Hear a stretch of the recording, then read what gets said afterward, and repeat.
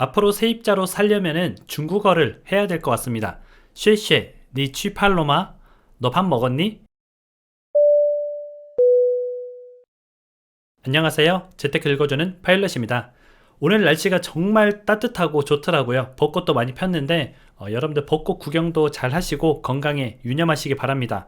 오늘 한번 다뤄볼 내용은 이제 제가 몇 년 전에 그런 영상을 올린 적이 있습니다. 외국인들의 부동산 매입이 굉장히 늘어나고 있다. 이게 나중에 문제가 될 것이다. 이런 영상을 올린 적이 있는데 그게 지금 조금씩 문제가 되고 있는 것 같습니다. 특히 이제 외국인 집주인들이 전세금을 돌려주지 않고 자국으로 돌아가 버리는 전세 사기가 굉장히 터지고 있는데요. 어떤 내용인지 한번 자세하게 알아보도록 하겠습니다. 영상을 시작하기 전에 시차 아메리카노 스틱이 이제 품절됐었거든요. 이번에 이제 4차 입고가 어제 됐습니다. 그래서 혹시 필요하신 분이 있으면은 제가 링크를 넣어둘 테니까 댓글에 링크를 누르고 들어가시면 되고, 지금 하루 정도 됐는데 거의 절반 정도 또 나갔습니다. 그래서 조금 늦으면은 다시 또 주문을 못 할 수 있을 것 같긴 한데, 혹시 관심 있으신 분들은 빨리 하시면 될 것 같습니다. 그럼 오늘 내용을 시작해 보도록 하시죠. 지금 중국인 집주인의 전세 사기가 터졌습니다. 어쩌다 보니까 우리나라 집주인의 전세 사기뿐만 아니라 외국인들의 이제 전세 사기도 터지게 됐을까? 그 이유를 보게 되면요. 대출 규제가 되고 나서 우리는 이제 집을 함부로 못 샀죠. 대출이 잘 안 나오니까 집을 함부로 못 샀는데, 규제가 없는 외국인들은 마구 샀습니다. 제가 그때 영상에서도 우리 국민들한테는 이게 규제가 있는데 왜 외국인들은 규제가 없느냐, 이게 좀 문제가 된다라고 말씀을 드린 적이 있는데, 이렇게 규제가 없다 보니까 외국인들은 집을 이제 빚을 내서 상당수 산 거죠. 실은 정확히 따지면 규제가 있긴 합니다. 소득을 보긴 해요. 근데 그 소득을 달랑 이제 종이 한 장에 의존하는 거죠. 그걸 증명할 방법이 없으니까 본국에서 이제 가짜로 서류를 꾸며가지고 보내오면은 그걸 그냥 뭐 이 정도 소득이 되는구나, 대출을 해줘도 되겠구나 라고 볼 수밖에 없었던 거죠. 근데 이제 우리나라 같은 경우는 뭐 국세청이나 여러 가지 이제 세금 신고나 그런 것들 때문에 소득을 속일 수가 없죠. 그래서 외국인들이 이렇게 규제를 피해서, 정확히 따지면은 규제를 피해서 집을 많이 샀습니다. 외국인들의 부동산 매수 비중이 작년에 역대 최고였는데요. 무려 1만 5천 건을 샀습니다. 이게 굉장히 많은 겁니다. 우리가 지금 거래 절벽이죠. 지금 거래가 되지 않고 있는데 지금 외국인들만 작년에 1만 5천 건이나 거래를 했다는 것은 진짜 비중이 높은 겁니다. 근데 이렇게 비중이 높은 가운데서도 특히 이제 중국인들이 굉장히 많이 샀는데요.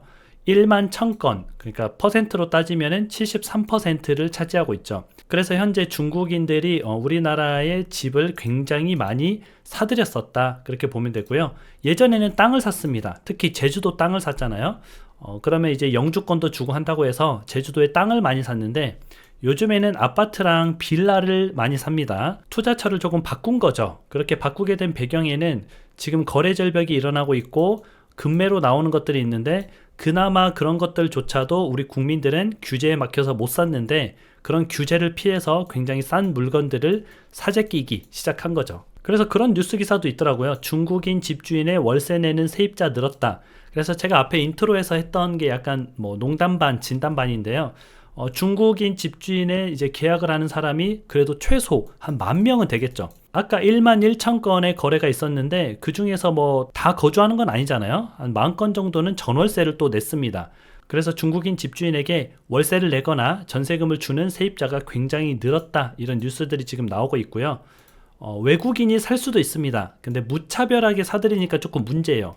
어떻게 사들이냐면은 이번 전세 사기도 한 명이 40채의 주택을 소유해서 문제가 됐던 겁니다.